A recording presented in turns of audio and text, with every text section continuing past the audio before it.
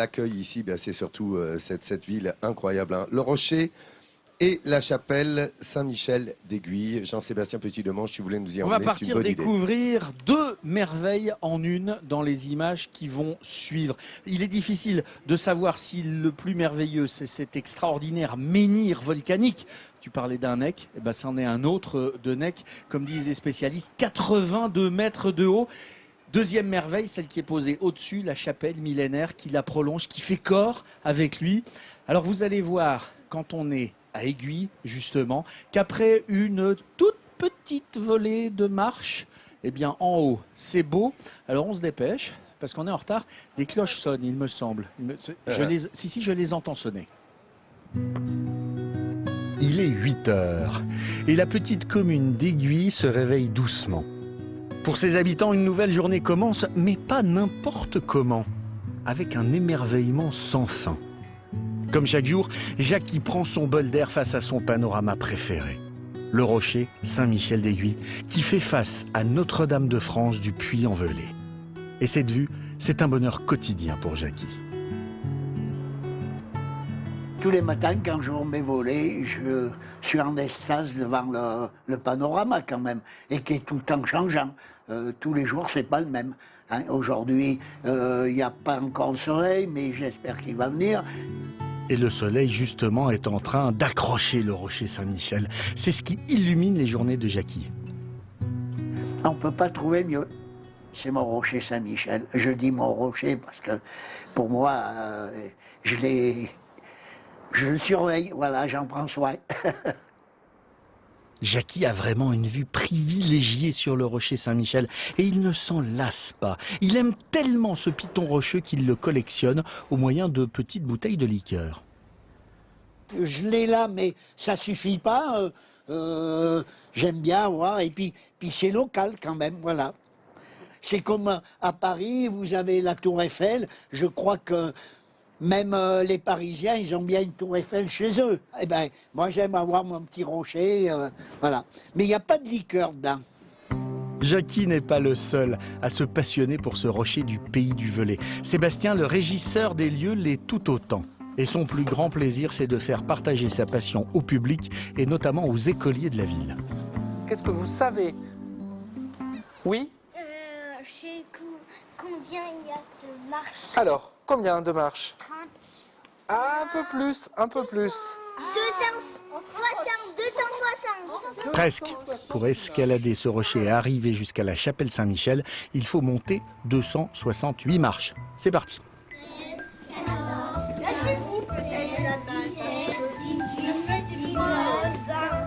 L'ascension commence et ce n'est pas une mince affaire. Sébastien attire l'œil des enfants sur la roche elle-même. Quelle est sa nature? Comment ce rocher de 82 mètres de haut s'est-il formé? On dirait que c'est la lave qui a coulé. Et la petite fille a raison, mais Lucas est plus proche de la réponse. Il y a très très longtemps, il y avait un lac et il y avait de la lave qui est tombée et ça a fait ce rocher. C'est presque ça. Ce rocher, c'est en fait une ancienne cheminée volcanique qui s'est formée il y a plus de 2 millions d'années. À cette époque, le bassin du Puy-en-Velay était occupé par un lac. La lave a rencontré l'eau et le refroidissement de la lave a formé ce rocher en forme d'aiguille qui a tout naturellement donné son nom à la commune, bâtie à ses pieds. Sébastien, lui, continue d'intéresser les enfants avec ces grands trous formés dans le rocher. C'est ce qu'on appelle des niches. On en a plusieurs dans la montée des niches. Alors les niches, elles étaient utilisées par qui, à votre avis? Oui? Non, pas pour les chauves-souris. C'était des pèlerins. Effectivement, les pèlerins qui empruntaient ce chemin pour aller jusqu'à la chapelle utilisaient ces trous creusés dans la roche pour prier et se reposer. Ce rocher est d'ailleurs sur le chemin de Saint-Jacques-de-Compostelle, dont l'un des principaux points de départ commence au Puy-en-Velay. Et 268 marches plus tard, le petit groupe arrive au sommet et c'est toujours un émerveillement pour Sébastien.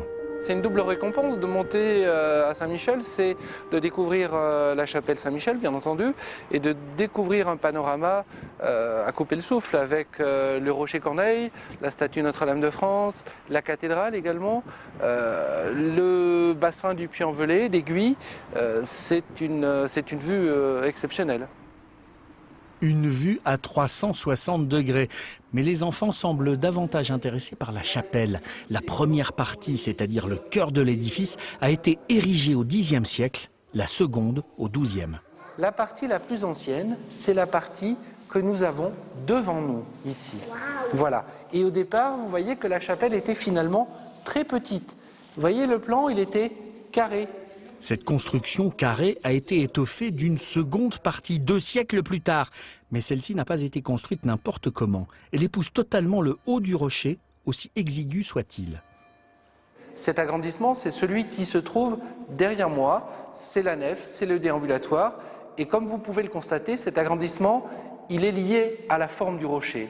Les bâtisseurs ont utilisé finalement tout l'espace disponible pour aménager, agrandir la chapelle. La visite est terminée et Sébastien se retrouve seul sur son rocher. Cet amoureux du site en connaît les moindres recoins. Normal, c'est un aiguillé pure souche. Les aiguillés sont fiers de leur patrimoine, de leur site, qui est un des plus emblématiques du département de la Haute-Loire, voire de l'Auvergne, puisqu'on parle de l'Auvergne souvent pour les édifices romans, du volcanisme, et là, on a en un seul point les deux réunis. Donc c'est vraiment un site très emblématique. Et ce lieu si cher au cœur des habitants d'Aiguille, mais également à tous ceux de la Haute-Loire, est un régal pour les yeux du matin jusqu'au soir. Le rocher Saint-Michel est un phare dans la nuit, entre ciel et terre. Cette église, elle remonte à la fin donc, du premier millénaire de l'ère chrétienne. Et c'est en revenant du premier pèlerinage à Saint-Jacques qu'ont pris la décision de construire cette église sur un ancien lieu de culte au dieu Mercure, parce que forcément de lieu de culte ça passe comme ça dans l'histoire. Et celui donc qui veille sur ce sanctuaire, ce guide régisseur, j'aime pas tellement le mot, je préfère le mot de veilleur, de protecteur, c'est donc Sébastien Falcon. Il est totalement passionné par ce site. Je suis sûr qu'il doit passer des nuits là-haut tout seul à observer le Puy-en-Velay, et je rêverais de passer un moment, une nuit là-bas pour juste sentir comme ça le lieu. Et en plus, Sébastien, il aime transmettre, il aime raconter, il aime narrer aux enfants le volcanisme, puisque c'est un mec, il aime raconter l'art roman, il aime passer, simplement transmettre, et parce que cette bienveillance et cette empathie qu'il a avec tous les enfants est bienfaitrice, c'est un bonheur de lui remettre ce sourire de France parce qu'il est avec nous. C'est un vrai plaisir parce que vous veillez sur ce lieu depuis 20 ans et vous en êtes un peu le protecteur absolu. Oui, en effet, je vous remercie. Je remercie France 3 et l'émission Midi en France donc, pour cette récompense. Merci. Merci, bravo à vous. Félicitations. Et petite précision, tu parlais de Saint-Jacques-de-Compostelle, un des 4 chemins français qui mènent à Saint-Jacques-de-Compostelle, le Puy-en-Velay étant le plus fréquenté, après Limoges, Tours et Toulouse. Et regardez, la ville est émaillée à partir justement de la chapelle, et cela jusqu'au début du parcours, le GR 65, de ces clous qui sont sur la rue, vous voyez, que l'on retrouve et qui donnent la direction du GR 65. Et demain, Laurent, on va et c'est partir. magnifique. Demain, on va partir sur la route de Saint-Jacques. Et alors pourquoi justement ce symbole de la coquille Saint-Jacques?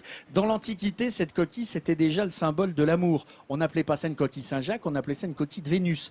Elle protégeait des mauvais sorts, elle protégeait des maladies. On l'a donnée comme ornement ou comme offrande mortuaire. Et puis au début des pèlerinages de Saint-Jacques, eh bien, les pèlerins les ramassaient sur le bord de mer en Galice et ils les rapportaient comme symbole, comme preuve qu'ils étaient allés à Saint-Jacques. Et que l'on parte de Paris, du Puy-en-Velay, de Vézelay ou d'Arles, eh bien, les pèlerins rapportaient cette coquille parce qu'ils revenaient à pied. Et cette coquille est devenue le symbole absolu, non pas seulement du pèlerinage de Saint-Jacques-de-Compostelle, mais de tous les pèlerins dans le monde.